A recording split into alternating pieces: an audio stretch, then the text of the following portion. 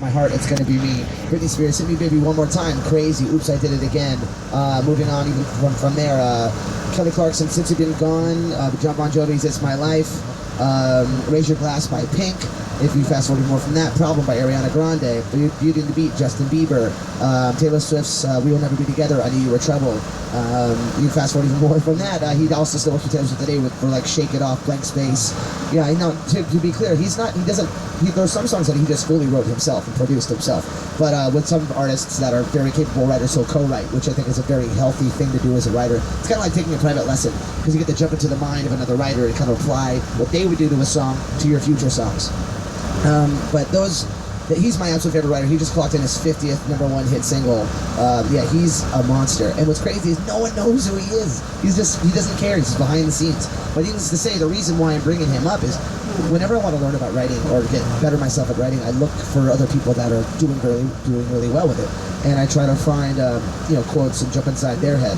And one quote that he said that really woke me up when I was kind of in a rut was songwriting and producing is 99% confidence. 99% confidence.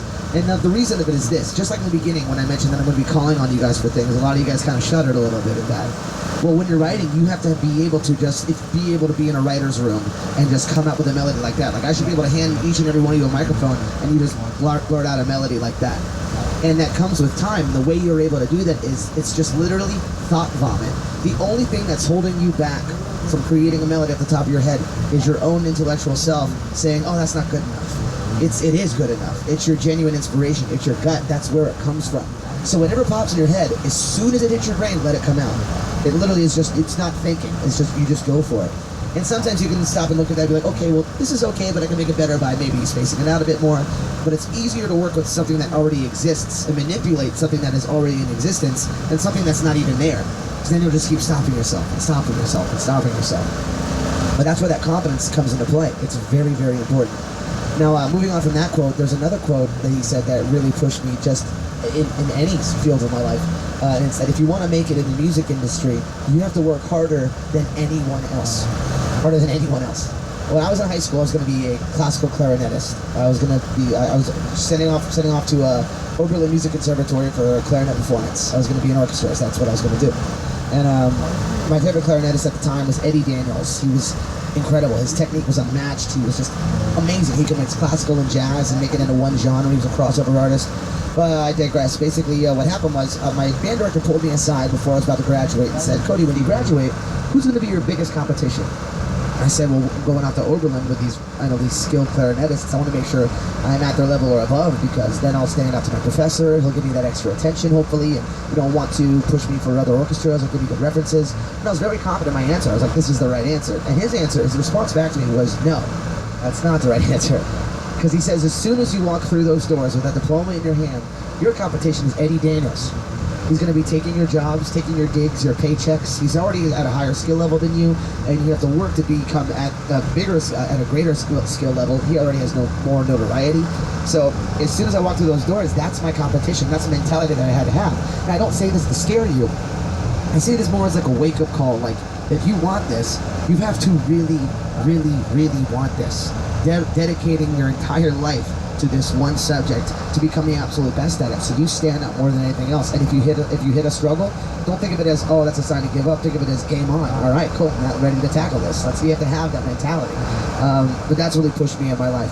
Now, to move on to the actual logistics of songwriting, a lot of us have a smartphone just in the palm of our hands, just a reach away. And we are very fortunate to have this, especially as a writer, because it makes it so much easier. So like I said before, songwriting is all about genuine inspiration in the spur of the moment. So you have to have your phone on you to use. If you have an iPhone, it's called the Voice Memo app. If you have an Android, I believe it's called the Voice Recorder app. As soon as that thought hits your brain, that comes out right away, and boom, you just start recording. I literally was recording 3 voice memos before I got here. I don't stop. As soon as an idea comes to my head, I put it down on my phone, and I label it, because you should label it, because if you don't, you're going to have a bunch of them, and you're never going to know which one was which. You're going to drive yourself insane trying to find, oh, was that melody I wrote on Saturday? You're not going to really know, because otherwise it just labels it as a date. And to give you an example, before we went into Duality, I had 1,600 voice memos. I'm not exaggerating, at 1,600, because every idea that I ever have goes into my phone so I don't forget it. Our song Bleak December almost didn't exist. I was going through all of my voice memos, and I heard that, I was like, oh my god, I completely forgot that I worked on this. And so then we brought it back and we started working on that. Very, very, very important. Just to keep organized. But aside from organizing yourself, it can also serve as a band member. Like if you guys were in the process of creating a band, or maybe you don't have a guitarist, maybe you play a little bit of guitar or a little bit of piano, but you can't, maybe it's not the easiest for you to sing over while you're playing guitar, sing over while you're playing piano. So what you can do, and I literally just did this, I created this guitar riff that I liked a lot, but it was kind of rhythmically complicated to just focus on creating a melody. So focused on playing my left hand correctly. And I honestly, even if I can do it, I don't like to play and sing at the same time because it divides my attention. I'm thinking about playing guitar as well as singing. So I want to only focus on creating the best melody possible. So what I will do is I'll get my phone out and I'll create a working title, or if I don't create a working title, I'll just label it when I'm done, something I'll definitely remember it being called. And I hit record, and I just started, 1, 2, ready, and I just started playing this riff over and over and over for like a full minute until I was completely bored and I knew I had enough of it. Hit stop, saved it, titled it, and now I have a guitar player in the palm of my hand. Just that simple. It can serve as one of your bandmates. And then I played it back and I just started singing, vibing out and jamming to it and getting into it, trying to find, all right, what melody is going to make me excited about this? And I mentioned I said the word vibing out. I used to think the word vibe was really stupid. I used to think that it was I'm like, oh, that's such a hippie word. But it honestly has become so important to me in my life as a writer, because you have to be in the mood for songwriting. And what I like to do is, I don't know if you can tell, I drank like a whole monster. But I like to caffeinate myself a lot before I go, because I have ADHD, and I like to accelerate my ADHD and use it to my advantage, because my thoughts are going everywhere. It doesn't matter if I get distracted, because I'm putting it down on my phone as soon as I get it, and all my thoughts, even though it's divided, are all right there. I have all these ideas just kind of rolling around.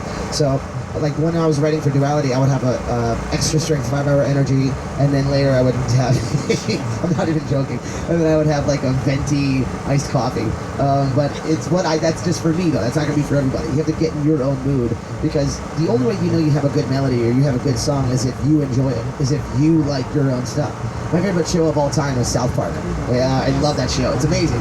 There's this documentary called 6 Days to Air, about how they write an episode in 6 days. It's unheard of for a cartoon show to be able to do that. Well, the only way that they know they have a funny episode is if the writers, Matt Stone and Trey Parker, and their assistants, and they're the people that are writing with them, are laughing their asses off at their own jokes, just tearing up in their writer's room. That's how they know they have a good joke. They don't get to sit next to everyone in their living room when their episode premieres on Wednesday and go, did you enjoy my episode? Was it funny? Like, they don't get to do that. They just know it's funny because they think it's funny. That's the same thing with our songs. Like, I only know it's a good song if I want to listen to my own song. And to be honest, I have no shame admitting this. I do. If when the album comes out, I get excited and I listen to my own stuff. You have to be your own biggest fan. It's not being cocky or conceited. It's being confident. It's feeling accomplished. The beauty of writing is creating something. I mean, who here played with Legos or Connects when they were growing up? And why do you think you enjoyed it? You're creating something. You have these pieces in this picture of this thing, and then you yourself create something that you can hold and see yourself. As a writer, your canvas is silence. You have nothing except for the tools and your brain and your ideas, and it's unique to you. And you fill this space, this silence, with a song that can affect people. It's an exciting time. So you got to get excited about it. But yeah, so moving on from voice memos. Any questions about voice memos or anything like that? Usually no questions about that. It's kind of straightforward. But let's move on to melodies. So again, we kind of touched on melody just now about how you know you have a good melody. But another thing, there are some, I believe, if you're into writing pop music, which I'm such a pop nerd, I really do like it a lot. But catchy melodies in general are very much characterized by spacing and repetition. If you're writing a chorus, generally, spacing and repetition, you can fill the space with other things. But I used to be very afraid of open space in a melody. I used to think that meant that the melody was boring. But then once it's produced and it becomes a full idea, then you then realize, oh, it's actually not that boring of an idea. To give you an example, I'm going to throw two lessons into one real quick. The thing about confidence we were talking, and about writing vocal melodies. There's going to be a time in your career as a writer where you're in a room with other people writing. and you have to feel comfortable, A, saying no to a melody that is going to be your song. Please make sure, don't just be nice and worried that you're going to hurt someone's feelings.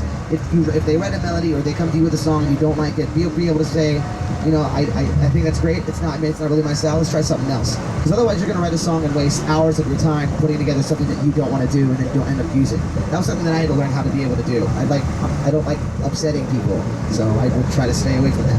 But also, you have to be able to present melodies and present ideas. And you have to do it in a sense like you're performing it to them. Because if you come in and you present an idea insecurely, this is how it's going to go. So, all right, so I have this melody idea. It's whatever. I just did it yesterday. It's not the greatest, but here we go.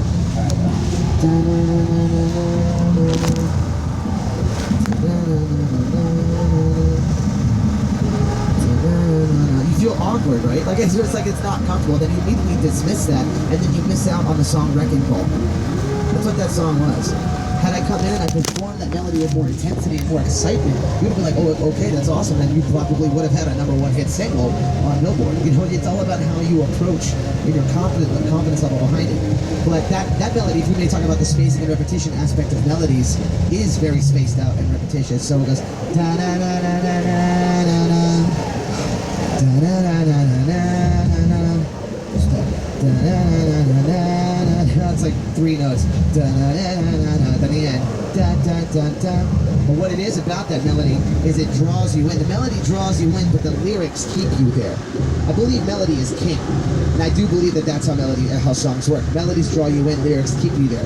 Sometimes the melody's so good that the lyrics are terrible, and you still stick around because it can't get out of your head. You know, that's kind of where the song, foundation lies, in that melody. Melody is a song. If you don't have a melody, you don't have a song. You can have, there's melodic songs out there without lyrics. I'm not discrediting lyrics. They're very important, and I will show you how to create good lyrics on top of melodies. And I'm not necessarily saying you have to start with melody. I do it all in different ways. That's the beauty about songwriting. There's no correct formula. It's all about where you start and building around it, like Legos. But an issue that a lot of young songwriters have, and that I had, was generally when you start out writing, you start out just by writing lyrics or your thoughts, or maybe like a poem if you want to call it that. And a lot of times what we do is we just take our words and then we just start singing those words. And that's not a problem if it makes sense melodically, or if you can create them and manipulate them to make sense and be structured. But a lot of the times I was stubborn and I didn't want to sacrifice one damn word of what I had to say because I wanted my thoughts to be heard exactly how they came out the first time. And but it leads to what they call in the songwriting world as creating a speed bump, which is where you basically try to fit a square block through a circle hole, and you just mash it all in there and just hope it works. I mean, we had one, like the first EP we ever released through GarageBand, but the melody for the pre-chorus into the chorus literally went like this. City lights illuminate in a sense, but it's too late. But I never wanted it to be this way. Just know that I'll always get here, no fear. Let me make one thing clear. That's why you never see it come, and then you breathe. There's no room to breathe. It's not, as a listener, fun to sing along to, because you can't even breathe when you're singing it. You have to look out for your listener. You have to put yourself in their shoes and think, how would I react if I was singing this? How would I like this or would I not? Because the truth of it is this: when you do create a song, let's say it's the best song ever, and radio wants it really badly, and they're going to play you on the radio station. But do you know when they're going to play you? They're going to play you at 7:30 in the morning, where people are on their way to work, barely caffeinated, cranky, in rush hour traffic, and all they want to hear is local traffic reports and a familiar song. And then here you come along. And honestly, we are predispositioned to hate new music. How many times have you heard a song come on that you haven't heard before and you just go, what the hell is this? And you immediately want to change it. We've all been there. But you have to combat that. You have to create that hook right away to make them interested from the start. And that's where the melody draws them in. Maybe it's, why worry? For us, I think it's the it sets this very happy vibe that you're just like, hey, what's this? It kind of draws you in, and then hopefully the melodies can keep them there, hopefully the lyrics can keep them there. But yeah, so it's all about looking out for them. I constantly will listen to a part of my song and pretend I'm someone else and try to hate it. I will try to hate what I write, and then be like, okay, well, I guess I can't, then I guess I like it. Like that sort of thing. Maybe it's psychotic, it works for me. But yeah. But as far as melodies go, they don't always have to be, though, to be fair, don't always have to be slow and spaced. But choruses, generally, that's the rule of thumb, to create that very catchy. But in the verses of Why Worry, we have that, are you sick of what the stress isn't, the rap sing part. But that's because it's fun to do that. You know, like who doesn't like sing rapping? You know, if you can complete it, you kind of feel like a badass. So that's how I saw it. It's like the listener will have fun with this part because it's fun to do. But it's also structured. It's kind of a symmetrical. Are you sick of feeling sorry? And that's an easy part. Everyone's going to remember that the next time I'm asking them a question. They respond with that. That's very simple to remember. They can possibly do it the next time. Be into so people saying not to worry. Then repeat. Here's another question. Here's another rap part. It's symmetrical. So you can't get away with it. Just be conscious of the structure of it all. Any questions about melodies or creating a melody or how to go about that? What do you usually do first? Do you just write a verse first, or do you usually write a chorus first and build off that? You know what? The hard part about answering that question is it's always different. Sometimes a melody will pop in your head. What it starts with a melody, and then I find out what it is. I have to tell myself, like when the song "Kill the Lights." Have you heard that of ours by chance? Yeah. That started with just me in the shower. I literally with my phone because it came in my head with me singing dum dum and I tried putting words to it. I was like, okay, that can't be a vocal melody. I tried playing on a guitar. It's like, okay, that's too metal sounding on guitar. And I tried it with strings. I was like, okay, that's a string line. So like, and I found out, oh, that's going to be after the chorus, but that's going to be how the song starts to hook them in right away. Or when I sing a melody, sometimes, like for instance, the Miss Mysterious. When I wrote that, I thought that was a chorus at first, and then my producer was like, no, that's not strong enough to be a chorus. Make it a verse. So a lot of times, Max Martin also said that write 1,000 choruses and then make those your verses, and then take your absolute best one and make that your chorus. You never want to like settle, be like, oh, this part's not as good, so it's a verse. Really, it's more so, it's a chorus that's just not at the level yet. So that's kind of how he thinks of it. If you listen to his songs, it'll make total sense. Oh baby, baby, how was I supposed to know? So spaced out and so slow, and he's so good. He's my dream co-write. But I hope that answered your question. You just kind of sing it and you're like, okay, can this survive as a verse? Is this strong enough to be a chorus? Is this, is this different enough to be a bridge? So right here. What's the song you're proudest of how it came together? And how it came together? Oh God, I think the most proud is "Forever Stuck in Our Youth" so far. That and "Bleak December," because "Forever Stuck in Our Youth" had like barely anything changed. It was all Dan and I. And that's a proud moment when you can do it without any assistance, you know. We have our writer Brandon with us too. Like he's our producer. We always Dan and I write a song, bring it to him, and then we work on it to better it. And that song was like we barely changed a thing with. "Bleak December" I'm most proud of as well because that song we had like a chord of it, but when we really wrote it, it was all a cappella.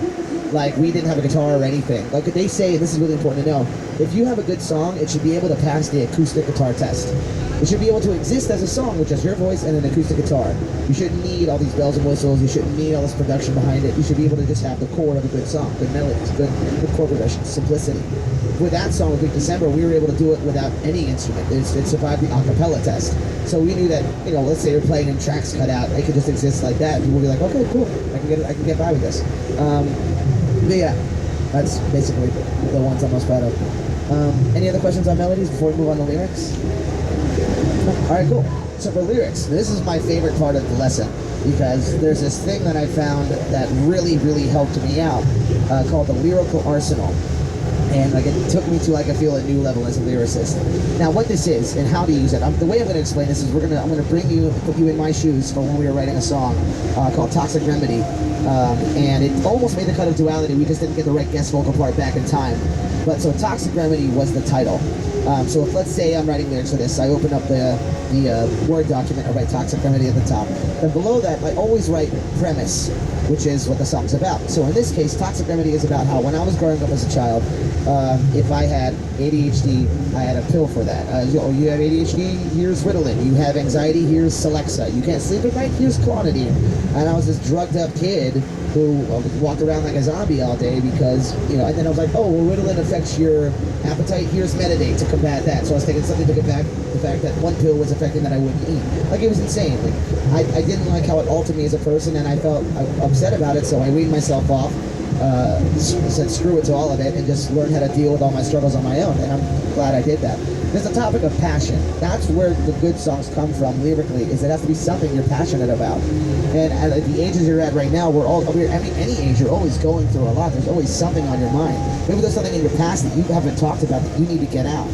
Find the thing you want to talk about and make that your premise. And that's the premise right there, what I just told you. It's about medication altering you or other people and in a negative way and learning to deal with the problems on your own. So I know what the song's about, I know the title. So now what I do is I write lyrical arsenal. And what a lyrical arsenal is it's just a giant list of anything that pops in your head that relating to that topic. And as soon as it pops in your head, you write it down. No, oh, that's not good enough. There's literally no wrong answers. You think about medication, you put it down. You think about you being altered, you put it down. And then go back and then be like, okay, that doesn't make sense, then you can delete it, but get it out first. So this is the part where I'm talking about where each and every one of you are going to need to give me one example. So I'm going to show you. I'm going to do a couple, and then I want you to give me some back. Again, no wrong answers. So medication is the topic, and then altering. So I'm going to say medication, doctors, powder. Anyone? What? Sick. Sick, great.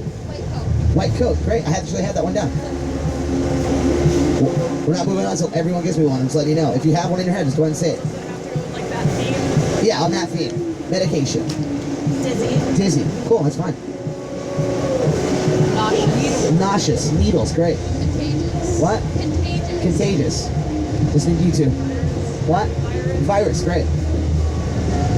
Think about it. Pills, medication. What do you think? What do you see in your head? Close your eyes. Seriously, this is what I do. What do you see when you think about this? Is your mind blank? No. All right, we're gonna say it.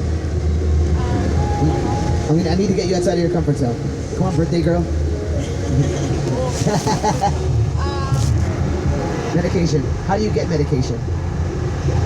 Doctors. We Where, already said that. what do they have to write on? What do they write you? There you go. Prescription. That's another one. Prescriptions. They're on blue paper. Sloppy handwriting. Personalities. You feel like a zombie. Dosage. Milligrams. Pill cutter. What?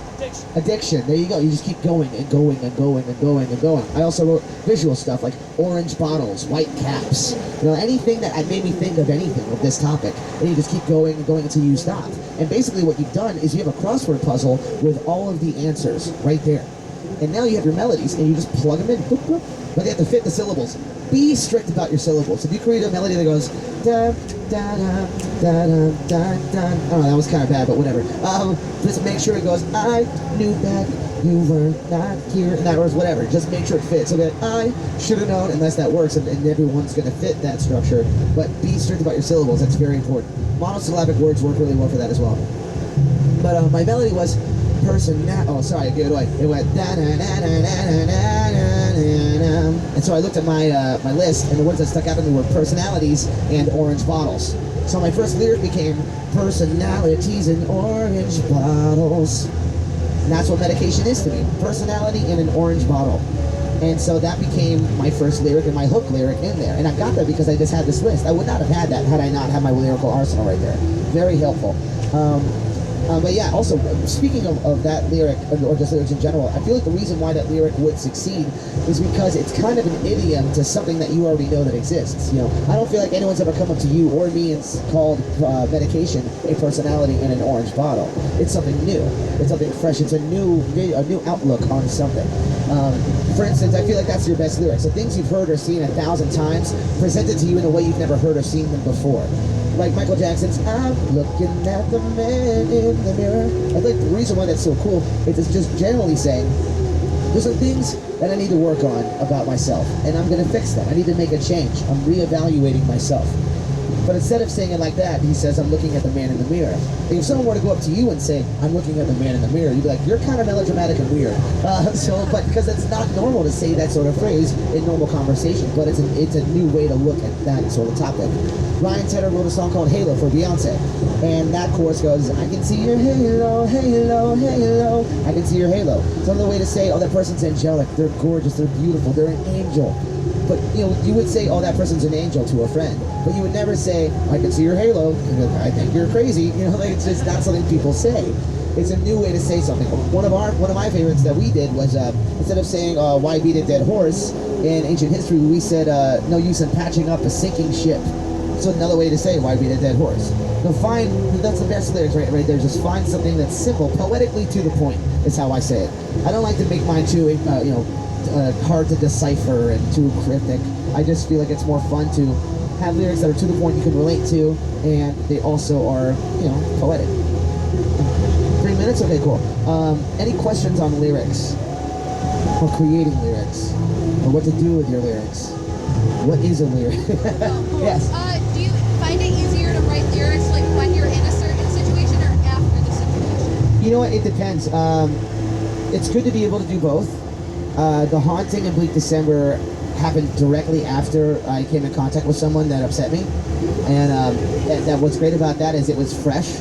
All the emotion was still there. And I didn't have to wait and bottle it up and then get it and then kind of drop back out. I kind of take songwriting and singing in a vocal booth like I'm getting into character for a movie. Like, I try to put myself exactly in that situation and get pissed off if I'm mad. Get sad if it's a sad song. Get really happy if it's a happy song. Surround yourself with the emotion that you want to become or you want the song to portray. I was really pissed off at the person, so I just started writing it all down right away. But there's times like Horrible Kids, that song is about how I got picked on in middle school and like how those kids sucked.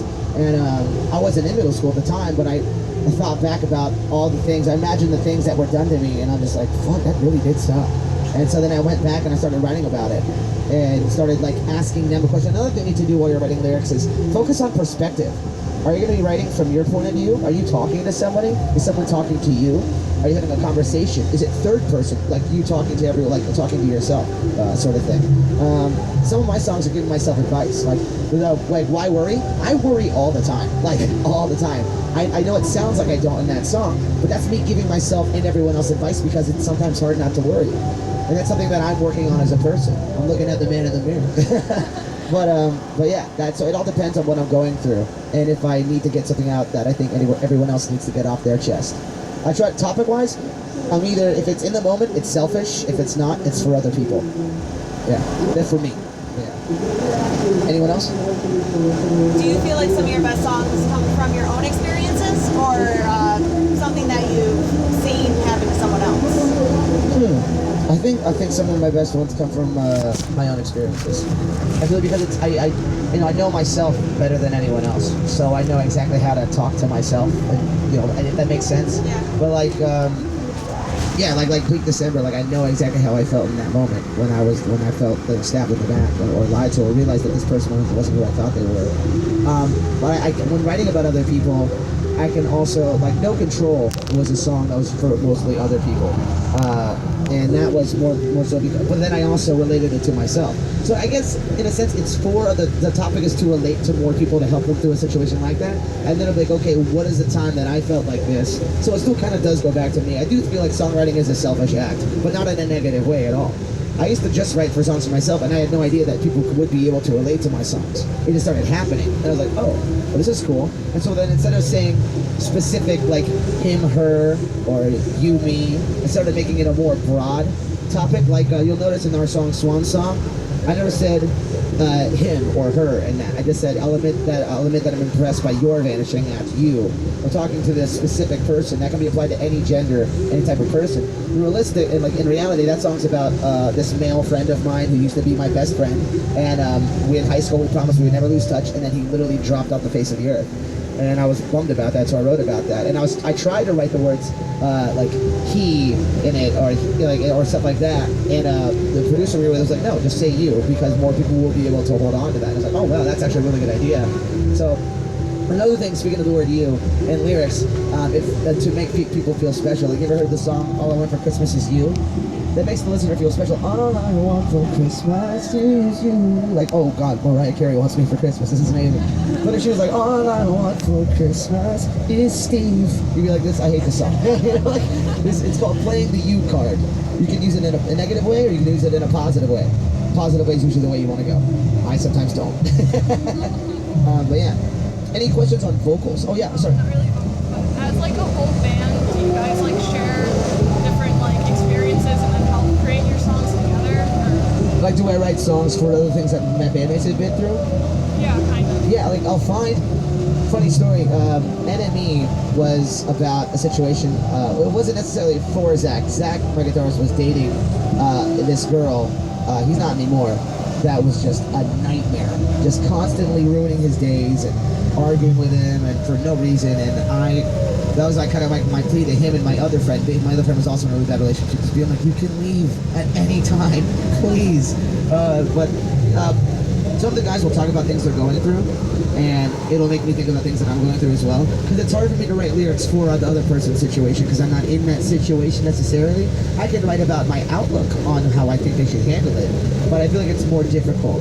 I feel like the most difficult song I ever had to write was Partners in Crime, lyrically, because it was just a story. I've never been a fugitive on the run with a lover who had killed people. You know, like I just wanted to write a song about Bonnie and Clyde in a kind of a messed up way. But it made it easier for when we wrote the song This Christmas I'll Burn It to the Ground. Like that song, I don't know if you guys heard that. It's a Christmas song. It's really dark, but it's just a story. And I love Christmas. That's one of my favorite holidays. Like, I just want, my whole idea on that was, we're going to be on a Christmas compilation. We have the choice to write our own song. Everyone's going to do a happy song. Let's be the one band that doesn't. You kind of have to think of it that way. Also, when you're writing, it's okay to draw inspiration from a band, but don't make it just one band. Because I have inspiration from the oldies, like oldies, 70s music, like Earth, Wind & Fire, from pop music, R&B, 90s, and I try to now accumulate those all into one, as well as pop rock and pop punk, because it creates a unique genre. But before, I used to only focus on one band that I would listen to at that time, and then we would get compared to that other band. I feel like the worst thing you can hear as a writer is like, oh, you sound just like this band. You sound just like this artist, because then you're just like, well, there goes my chance at success, because that person already has that slot. I really do see the music industry as like a jigsaw puzzle. There's only room for one piece. You know, if you think about like successful female single vocalists right now, they all have their own niche. Hayley Williams is like that edgy rocker chick. Katy Perry is now, she used to be kind of like slutty, like that was kind of her thing. But then Kesha took over that. Well, no, Miley Cyrus took over that, and now Katy Perry's now about women empowerment. Beyonce used to be about women empowerment. She's kind of like sort of becoming in the background now, if you might notice that. She's not being played on the radio as much. Tovlo is this kind of like indie rock like chick who sings about drugs. Like she's like kind of like the druggy, like mysterious girl who Lorde used to be, but now Lorde is kind of not around. It's like everyone has their place. So find your niche. The beauty about finding your niche, find what you're into. What do you love? And then amplify that through your music. And that's what I do. I like 90s. I love the boy bands. I also love pop rock. I like heavy music. I like hip hop. So I try to mix that all into a genre, and I feel like that's what made Set It Off's new record. And I think we're going to stick by that because I love this sound. But yeah, we're out of time. All right, shit, never really touched on vocals. Can I say one more thing? All right, cool. I don't have time to do that. One thing I want to say. My vocal coach, Ronnie Anderson, has this app, and I want you to get it if you can, because it changed my life. It's called Voixtek, Voixtek. It's $5. It's worth every cent and way more. It should be $50 or $1,000. But essentially, there's a bunch of exercises on there, but I want to tell you two things he does not tell you about on there. It's how to breathe and how you reach for those higher notes. Breathing is so important. It is the absolute foundation of your vocals, and I know it sounds goofy to focus on breathing because we do it every day, but that's why you need to focus on breathing, because you breathe a certain way every day. Now, really quick, I want everyone to breathe with me. 1, 2, ready, and... You know what I noticed? Let's do it again, but I want you to breathe like you're going to be singing the biggest, highest note of your entire life. So take a giant breath. 1, 2, ready, and... Yeah. The natural tendency when someone breathes, and it's all of our natural tendency when we first start out, is you raise your shoulders. Your chest puffs out a little bit. Because when you think about it back to cartoons, like the Big Bad Wolf, when you were going to blow the house down, you see like a still frame in your head, his chest is out, his shoulders are backing up. Well, that's actually what that does instead, is it creates what's called a shallow breath, which is doing exactly what it sounds like. It's only allowing you to fill up a portion of your lung capacity. So what you need to do instead is keep your shoulders down at all costs, because the air has to fill up all of it. So that means the lower quadrant of your lungs as well. So 3 things to focus on while breathing. Shoulders stay down. They do not raise at all. Watch yourself in the mirror. Literally practice in front of the mirror. Now it sounds crazy. Practice breathing. Practice it every day until you develop muscle memory and you know you're breathing just naturally. You don't want to have to think about this every time, but for the moment you're going to have to. So shoulders stay down, number 1. Number 2, that's in turn what you need to focus on is making sure your rib cage expands outwards like this. Third of all, you're gonna create a yawn. So everyone yawn, like try to fake a yawn right now. Now, take these fingers and place them on your Adam's apple. I want you to feel it lower when you do that yawn. Do the yawn again, feel that lower. Feel that go down? That's how you know you're doing it correctly. You never want it to raise. That's like swallowing and talking. So when you lower it, that opens the throat cavity, allowing more air to flow in. So your shoulders are down, your ribcage expands, and there's more open air in your throat to go. And now I'm completely filled with air. I'm ready to sing. Because that's your foundation. You're a walking wind instrument. If you don't have enough air, you're not going to have enough air for that steady stream of air to pass through your vocal cords and create that vibration that you need. You're going to have shallow breath, and you're going to have a weak tone. That's what's going to happen. That's just the fact of it. I'm not trying to be rude. But now the second thing, so you have your support. Now you want to go for those higher notes. Do never, ever clench from up here. Never clench your throat muscles. Never clench your chest. The only muscle you should clench is your pelvic muscle. It's the same muscle you urinate with. And I know that sounds goofy. You're not going to pee when you do it, but that's the muscle you use. So what my vocal coach makes me do when I'm singing and I'm about to go for the higher notes, I'm going up in the scale, is go like, na na na na na na. He makes me push my finger all the way out, about 2 inches below your belly button, push in. Make yourself push it out. Now you don't have to do it right now, but when you do, na na na. To be able to push that out all the way. That's how you know you're doing it right. But don't push more air. Don't add air to your string. You took that big breath that's already coming out naturally. This is just going to help you place the sound into the back of your head because you have 3 voices. Singers, new singers, first mistake is we usually stay in our chest voice, which is what we speak with. You put your hand over your chest and feel the vibration, that's your chest voice. We have to be able to bring it to your mask, which is what I'm speaking with right now, which is where the vibration is behind your eyes and nose. There's an exercise in that app that shows you how to move into that. And you have to be able to use your head voice, which resonates in the back of your head. Learning to blend those is what creates a good singer. Creates a wider range of notes. Singing higher does not mean singing louder and harder.